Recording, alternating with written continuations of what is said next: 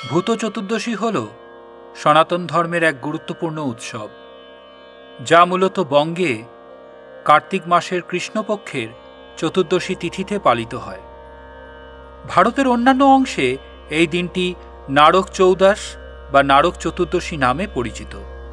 বিশ্বাস করা হয় এই রাতে 14 প্রজন্মের পূর্বপুরুষ বা 14 পুরুষের আত্মারা পৃথিবীতে ফিরে এসে তাদের বংশধরদের আশীর্বাদ করেন। তাদের পথ প্রদর্শনের জন্য প্রতিটি পরিবারে ঘরের প্রবেশদ্বার, অন্ধকার কোণ, রান্নাঘর, পূজার স্থান এবং আঙিনার বিভিন্ন স্থানে 14টি প্রদীপ জ্বালানো হয়, যাতে পূর্বপুরুষদের আত্মারা সহজে পথ খুঁজে পান এবং পরিবারের মঙ্গল করেন।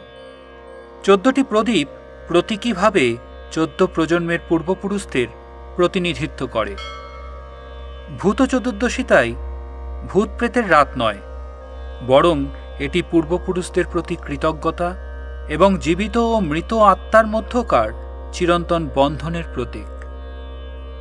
এই রাতে ভক্তরা মা কালীকে আহ্বান করেন চামুণ্ডা রূপে, যিনি অন্ধকার ও অশুভ শক্তির বিনাশিনী।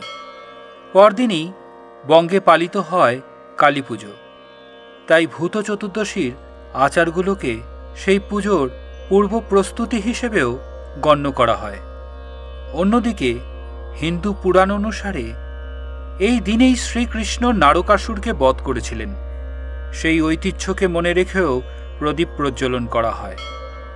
প্রদীপ জ্বালানোর আরেকটি ধর্মীয় দিক হল যম বা মৃত্যুর দেবতার উদ্দেশ্যে এই প্রদীপ নিবেদন করা, যাতে পরিবারে অকাল মৃত্যু বা অশান্তি না আসে।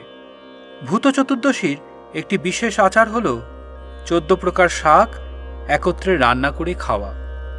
এটি কেবল আচারগত নয়, ঋতু পরিবর্তনের সময় শরীরকে পুষ্ট রাখার একটি প্রাচীন আয়ুর্বেদিক পদ্ধতিও বটে। এই দিন ভোরে শরীর ও মন পরিশুদ্ধ করার জন্য তেল মেখে স্নান করতে হয়, যাকে অভয়ঙ্গ স্নান বলা হয়।